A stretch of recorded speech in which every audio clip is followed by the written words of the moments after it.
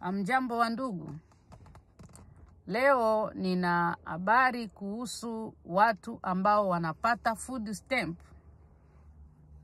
Habari ninayo ni kwamba ni habari njema kwa kategori moja ya watu na sio habari nzuri kwa kategori nyingine, yani kwa kundi lingine.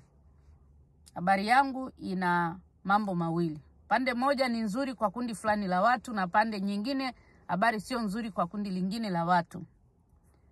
Mwezi wa 10 tarehe 1, sheria iliyopitishwa ya nani apate food stamp na nani asipate imeanza kutekelezwa. Na baadhi ya familia wameanza kupokea barua kutoka kwenye job center wala kwenye ofisi ambayo inatoa food stamp, yani kadi ya chakula. Nafikiri waliokwisha kupokea barua hizo wamekuta kwamba baadhi ya watu wao wametolewa kwenye vigezo vya kupata food stamp, na maana hawatakiwi kupata food stamp, na wengine watu wao wakakuta wale wamekuwa na haki ya kupata food stamp. Hii kwa wale waliotolewa kwamba hawatakiwi kupata food stamp, kigezo ni kwamba food stamp itakuwa kipaumbele kwa raia wa Marekani. Eza raia wa kuzaliwa, eza uraia wa kununua, yani wa kupitia mchakato wa kufanya interview ya citizenship. Eza wa Marekani wazawa, wanaweza kuwa weusi au wazungu. Na watu wengine ambao wanatakiwa kupata food stamp ni watu wenye ulemavu. Ulemavu wa akili, ulemavu wa viungo. Na ulemavu huo unatakiwa uwe umethibitishwa na daktari kwamba huyu kutokana na hali yake ya ulemavu wa akili hawezi kufanya kazi yoyote ile. Na huyu kutokana na ulemavu wake wa viungo hawezi kufanya kazi yoyote ile, hata kazi ya masaa 8 kwa wiki, yani kutumika kazi saa 8 kwa wiki. Na watu wengine ambao wanatakiwa kupata food stamp ni wazee. Wazee wale ambao umri kabisa umekwenda, hawawezi kufanya kitu chochote, hao wataendelea kupata food stamp.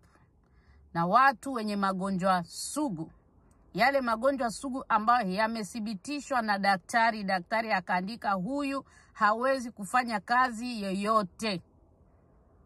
Lakini kwa watu ambao ni watu wazima wenye akili timamu, yani kuanzia miaka 18 kupandisha, wewe ni mtu mzima, akili zako timamu, viungo vyako vyote vinafanya kazi, unaweza kuwa wewe ni mlemavu lakini ulemavu wako haujakuzuia kufanya kazi hata ya masaa 20 kwa wiki, yani part time, wewe hauwezi kupata food stamp. Yamkini utaniuliza kwamba je, nikiwa ni Marekani, hata kama wewe ni Marekani, ni mtu mzima ambao una uwezo wa kufanya kazi, utoweza kupata food stamp. Unatakiwa ufanye kazi angalau masaa 20 kwa wiki eza kuendelea. Kwa hiyo ndugu zanguni, mambo yamebadilika. Haswa nitoe ujumbe huu, niombe wakina mama wenzangu ambao hawataki kufanya kazi, kigezo kwamba na watoto wadogo, sina sehemu ya kuwaweka, eza mume wangu amenikataza nisifanye kazi.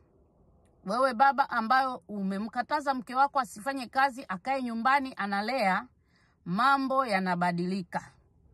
Jitahidi kama utakuwa na uwezo uwe unafanya kazi 2 au 3 ili uweze kukava bili, rent ya nyumba na mambo mengine yote, na kusupplement kununua chakula cha ziada. Kwa sababu kama una watoto 2 ndo wa raia wa Marekani, eza 3. Wengine 2 ama 3 na kuendelea sio raia wa Marekani. Hawa ambao sio raia, ikiwemo na wewe baba, kama wewe sio raia ama pia na mama, hutoweza kupata food stamp. Kwa hiyo tujitume kufanya kazi. Jipangeni shift, mke na mume jipangeni shift. Watoto ni wa kwenu. Unaona, mtoto ni wa serikali pale kunapotokea shida, lakini mwenye jukumu la kulea, kulisha, kuvisha, mambo mengine yote ni ya kwako wewe mzazi. Tuache uvivu, mambo yamebadilika.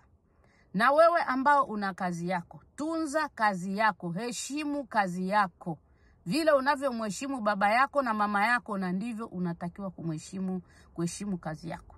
Maana ukitolewa kazini, ukifukuzwa kazini kwa ajili ya makosa yako, hata ukienda kuapply food stamp, hutapewa food stamp. Kama watoto wako kwenye vigezo watapewa, lakini wewe hutapewa food stamp. Asante.